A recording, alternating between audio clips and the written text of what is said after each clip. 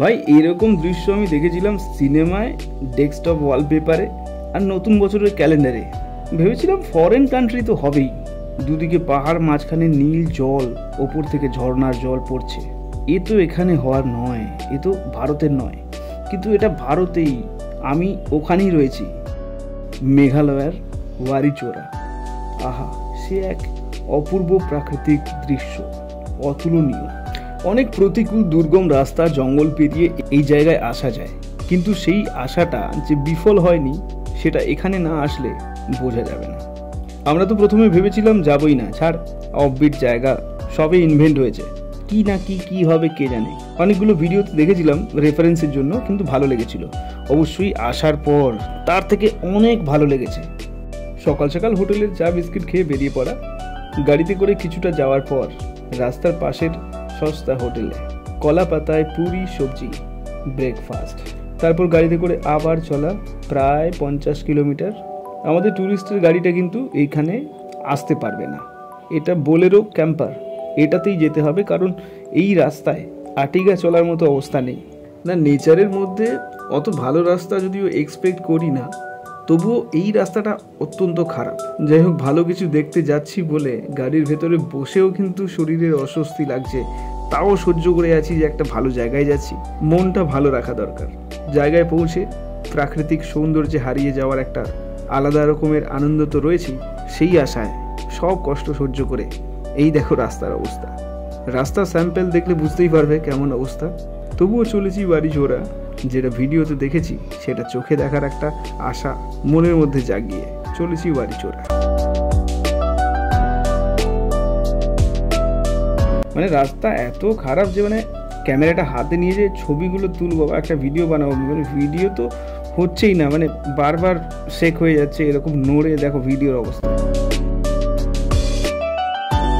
অনেক কষ্ট সহ্য করে হলেও পৌঁছলাম অবশেষে এন্ট্রি পয়েন্টে, যেখানে গাড়ি রেখে পায়ে হাঁটতে হবে আর কি। এইখানে এরকম ছোট ছোট কয়েকটা দোকান, গাছ কেটে লাঠি দিয়ে বানানো, মেনলি গারো মহিলারা চালায় এইসব দোকান। এন্ট্রির জন্য পার হেড 50 টাকা, নিচে গিয়ে বোটিংয়ের জন্য পার হেড 150 টাকা, লোকাল গাইডের জন্য 500 টাকা, পার্কিং মনে হয় 50 টাকা। ওটা যার গাড়ি সে দিয়েছে, তো অতটা ঠিক খেয়াল নেই। ভাই সে দিয়েছে মানে ওরকম না, সিজু থেকে এখানে আসার জন্য 5000 টাকা গাড়ি ভাড়া, আর কি খেয়াল রাখবো? ওই জন্য অত খেয়াল রাখিও নি, রাখার দরকারও নেই। 5000 টাকা দিয়েছি, আবার পার্কিংয়ের হিসেব কেন করতে যাবো? যা হচ্ছে। এবার এই এন্ট্রি পয়েন্ট থেকে বোটিং পয়েন্ট, মানে যেখানে মেন জায়গাটা দেখতে যায় সবাই, সেখানে পৌঁছতে হলে প্রায় 2 কিলোমিটার জঙ্গলের ভেতর দিয়ে ট্রেকিং। ঢোকার সময় এটা ডাউন সাইড, তো অতটা অসুবিধা হয়নি, ওঠার সময় অবস্থা খারাপ হয়েছিল। যাই হোক, এরকম রাস্তা একদম বোটিং পয়েন্ট পর্যন্ত।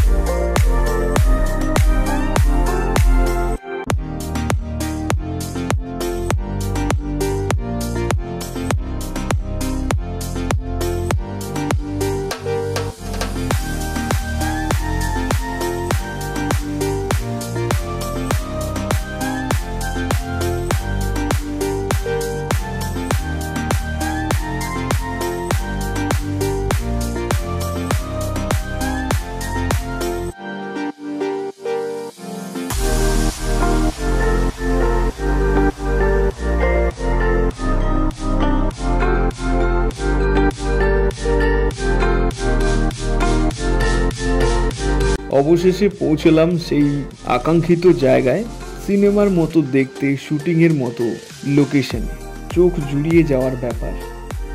এরকম লোকেশন আমি তো জীবনে প্রথমবার দেখছি। আহা, অনুভূতি প্রকাশ করার মতো ভাষা নেই। এই একটা বোটে 3 জন করে উঠবে আর একজন চালাবে, টোটাল 4 জন। ওপর দিয়ে ঝর্ণার জল পড়ছে, দুদিকে শ্যাওলা মাখা পাহাড়, মাঝখানে নীল জলে ভেসে চলেছে পাম্প বোট। বর্ণনা করা যায় আরও অনেক কিছু, কিন্তু সে ভাষা গুছিয়ে উঠছে না মনে। তোমরা দেখো, অনুভব করো আর আনন্দ নাও।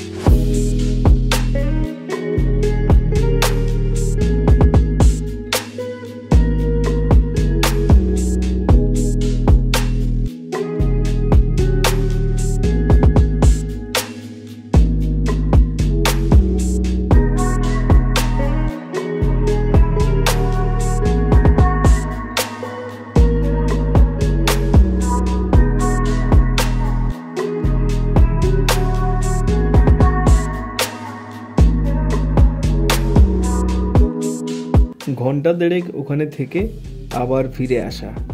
যদি তোমরা কেউ যেতে চাও কমেন্টে জানাও, সব ডিটেলস দিয়ে দেবো। গাইড চাইলে সেটাও। ভালো জায়গা, ভালোভাবে ঘুরে আসবে, কোনো চিন্তা নেই। ওয়ারিচোরা অসাম। এবার ওপরে ওঠার পালা। যদি বেঁচে থাকি ভাই, পরের ভিডিওতে দেখা হবে।